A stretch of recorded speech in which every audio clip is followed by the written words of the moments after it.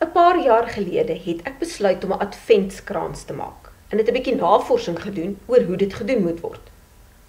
Hoewel dit nie iets is wat regtig vreeslik in ons land gesien word nie, het dit tog 'n mooi betekenis.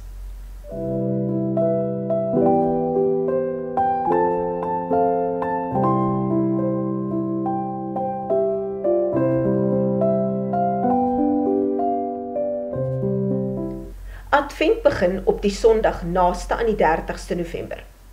Volgens die HAT beteken Advent die naderende koms van Christus.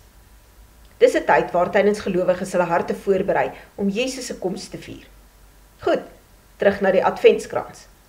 Die krans word gemaak van 'n polystyreen ring of van dun, buigbare takke, wat gebuig word om 'n ring te vorm. Dit word dan versier met natuurlike of nagemaakte groentakkies. Bo-op of binne die krans word 5 kersse geplaas. 3 perses, 1 pinke en 'n witte. Die krans verteenwoordig God se ewigdurende liefde. Die groen takkies verteenwoordig lewe. 1 perskers verteenwoordig hoop, die volgende een liefde, en die laaste een verteenwoordig vrede. Die pinkkers verteenwoordig vreugde. Laat ons kom ons by die wit kers. Dit verteenwoordig Christus. Die eerste Sondag van Advent word die eerste perskers aangesteek. Op die tweede Sondag word die eerste en die tweede perskerse aangesteek.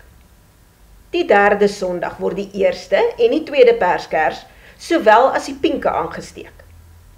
Op die vierde Sondag word al die gekleurde kerse aangesteek. Op ou Kersaand en Kersdag word al die gekleurde kerse as ook die wit kers aangesteek.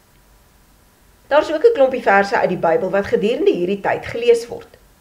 Dit kan of net op die Sondag gelees word, of jy kan dit elke dag van die week tot en met Kersdag lees.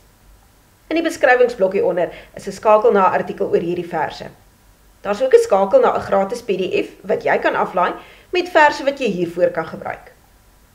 Ek het ongelukkig nooit 'n adventskrans gemaak nie, maar het wel die Bybelverse wat daarmee saamgaan, gelees.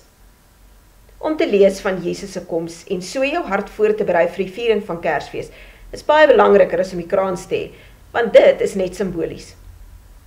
Ons is reeds in Adventstyd, maar daar is nog oorgenoeg tyd oor om die skrifgedeeltes te lees en jou hart voor te berei. Deel ook sommer die betekenis van die adventskrans met iemand anders en teken in op ons kanaal vir meer boodskappe. Baie seën vir jou en mag die Here jou help om jou hart voor te berei vir die feestyd wat vinnig besig is om nader te kom, sodat jy heeltyd bewus sal wees van Jesus en wat sy geboorte vir jou beteken.